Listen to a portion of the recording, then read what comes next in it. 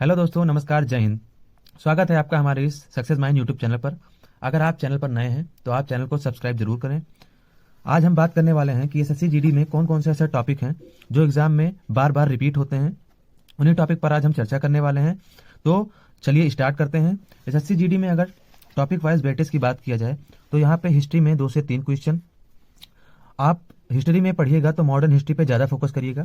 बाकी पॉलिटी में 2 से 3 क्वेश्चन, पॉलिटी में आप महत्वपूर्ण अनुच्छेदों को ले सकते हैं। उसके बाद जियोग्राफी आता है, इसमें 1 से 2 क्वेश्चन। जियोग्राफी में आप जो जियोग्राफी में ज्यादा मेन है वो है महत्वपूर्ण नदियां। उसके बाद इकोनॉमिक्स आता है। उसके बाद जो सबसे बड़ा रोल निभाता है जीके जीएस में वो है स्टैटिक जीके। तो स्टैटिक जीके को आप ज्यादा टाइम देकर के पढ़िए। स्टैटिक जीके में 7 से 8 क्वेश्चन आते हैं। और सेकंड बड़ा रोल जो निभाता है वो है करंट अफेयर। तो करंट अफेयर को आप कुमार गौरव सर से पढ़ सकते हैं।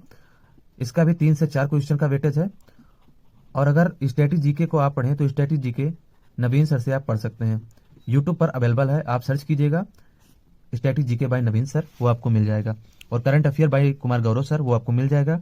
तो चलिए चलते हैं, हम आज कुछ इंपॉर्टेंट टॉपिक पर चर्चा करने वाले हैं। तो चलिए स्टार्ट करते हैं। तो चलिए आज हम आपको 30 से 35 ऐसे टॉपिक बताएंगे जिन्हें आप पढ़ लेंगे तो आपका स्कोर बहुत ही अच्छा जाएगा। तो चलिए शुरू करते हैं। पहला है जनगणना 2011। जनगणना 2011 आप ये बहुत ही अच्छे से पढ़िएगा। अगर इसे कहें तो वेरी वेरी इंपॉर्टेंट में किस श्रेणी में मैं इसे दूंगा। और ये आप नवीन सर से यूट्यूब पर पढ़ सकते हैं। और इसे बहुत ही अच्छे से डीपली से पढ़िएगा, क्योंकि मैंने पिछली बार इसका एक क्वेश्चन गलत कर दिया था। एक ही क्वेश्चन मेरे में जनगणना के 2 क्वेश्चन आए थे, उसमें से मेरा एक ही सही हो पाया था, क्योंकि मैंने बहुत ही डीपली नहीं पढ़ा था। तो आप ये गलती करके मत जाइएगा। आप जनगणना 2011 को बहुत ही अच्छे से पढ़ के जाइएगा। उसके बाद आता है पंचवर्षीय योजना। इस पंचवर्षीय योजना का कम से कम आपको ड्यूरेशन पता ही होना चाहिए कि पहली पंचवर्षीय योजना कब से चालू हुई थी, दूसरी कब से चालू हुई थी, तीसरी कब से चालू हुई थी।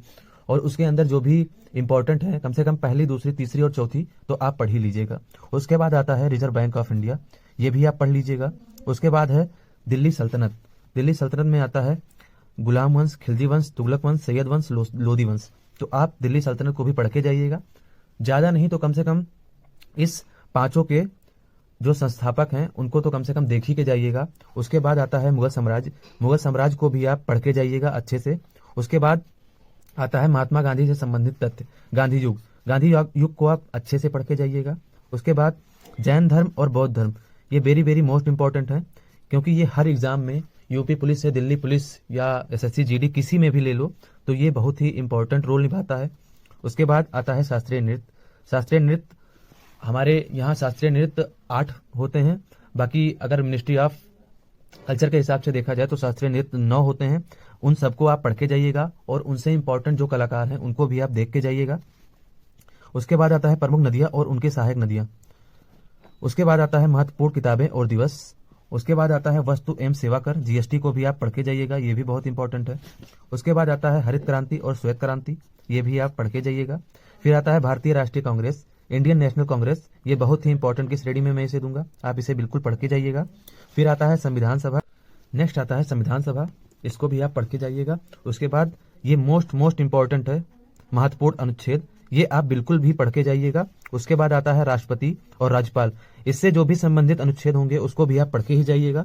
उसके बाद आता है संविधान के भाग, ये वेरी वेरी मोस्ट इंपॉर्टेंट की श्रेणी में मैं इसे दूंगा, इसे भी आप पढ़ के जाइएगा। उसके बाद आता है संसद, लोकसभा तथा राज्यसभा, इसको भी आप पढ़ के जाइएगा, ये भी वेरी वेरी मोस्ट इंपॉर्टेंट है। उसके बाद आता है लोक नृत्य।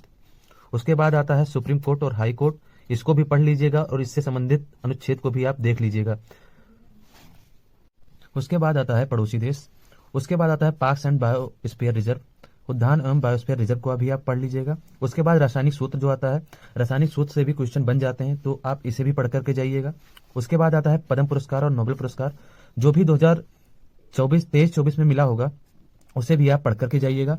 उसके बाद आता है वाद्य यंत्र एवं उससे संबंधित कलाकार, इसको मैं मोस्ट इंपॉर्टेंट के श्रेणी में रखूंगा, इससे भी क्वेश्चन बनते हैं। उसके बाद आता है शास्त्रीय नृत्य से संबंधित कलाकार, इसे भी आप पढ़ करके जाइएगा, ये भी मोस्ट इंपॉर्टेंट है। उसके बाद आता है विटामिन्स। विटामिन्स को आप अच्छे से पढ़िएगा, ये भी सी डी ऐसे ही मतलब पढ़िएगा। और इसको क्या मतलब इसका रासायनिक नाम है, विटामिन ए का रासायनिक नाम क्या है, विटामिन बी का रासायनिक नाम क्या है, ये भी आप पढ़ लीजिएगा। उसके बाद आता है स्वतंत्रता संग्राम से जुड़े पार्टी एवं पत्रिका, इसे भी आप पढ़ लीजिएगा। उसके बाद आता है प्रमुख उत्सव, ये मोस्ट इंपॉर्टेंट में आता है, इसे भी आप पढ़ करके जाइएगा। उसके बाद आता है प्रमुख पुस्तकें। प्रमुख पुस्तकें ये तो मेन इंपॉर्टेंट है, बहुत ही इंपॉर्टेंट है, इसे भी आप पढ़ करके जाइएगा। उसके बाद आता है राष्ट्रीय आय। उसके बाद आता है वंश, राजधानी एवं उनके संस्थापक। ये आप पढ़ के जाइएगा, इससे भी क्वेश्चन देखने को मिलते हैं। उसके बाद आता है आधुनिक भारत। उसके बाद आता है मौलिक कर्तव्य। आप मौलिक कर्तव्य में क्रम से पढ़ करके जाइएगा कि मतलब पहला मौलिक कर्तव्य क्या है हमारा, दूसरा मौलिक कर्तव्य क्या है, और किस समिति के आयोग के उससे सिफारिश से बना था। ये बना था सरदार स्वर्ण सिंह समिति की सिफारिश से, सरदार स्वर्ण सिंह समिति की सिफारिश से बना था। तो आप इसे पढ़ करके जाइएगा, अच्छे से पढ़ करके जाइएगा। और फिर नेक्स्ट आता है नीति आयोग। अब हम करंट अफेयर पर जो भी इंपॉर्टेंट टॉपिक हैं उन पर चर्चा करेंगे। तो करंट अफेयर की अगर बात करें तो सबसे पहले करंट अफेयर में आता है चर्चित व्यक्ति एवं चर्चित पुस्तकें। तो ये बहुत ही इंपॉर्टेंट है, इसे आप पढ़ करके जाइएगा। उसके बाद आता है मंत्रालय के कार्यक्रम। उसके बाद आता है नियुक्तियां। इसे मैं मोस्ट इंपॉर्टेंट की श्रेणी में रखूंगा, क्योंकि पिछली बार इससे हमारे ही पेपर में 2 क्वेश्चन देखने को मिला था। तो उसके बाद आता है प्रमुख सूचकांक। उसके बाद आता है राज्यों के मुख्यमंत्री एवं राज्यपाल जो इस टाइम प्रेजेंट टाइम में जो हैं। उसके बाद आता है खेल से संबंधित चर्चित खिलाड़ी। ये तो बिल्कुल ही आता है, हमारे में एक आया था, हमसे गलत हो गया था, वो हॉकी या शायद तैराक का था। उसके बाद आता है प्रमुख पुरस्कार, जो भी मिला होगा हाल ही में वो पुरस्कार को भी आप देख करके जाइएगा। अगर आप ऐसा करते हैं तो आप बहुत ही अच्छा स्कोर कर पाएंगे। बाकी इसे मैंने बहुत ही मेहनत से बनाया है, आप इसके लिए एक सब्सक्राइब जरूर करें, लाइक भी करें। थैंक यू, मिलते हैं आपसे नेक्स्ट वीडियो में। जय श्री राम।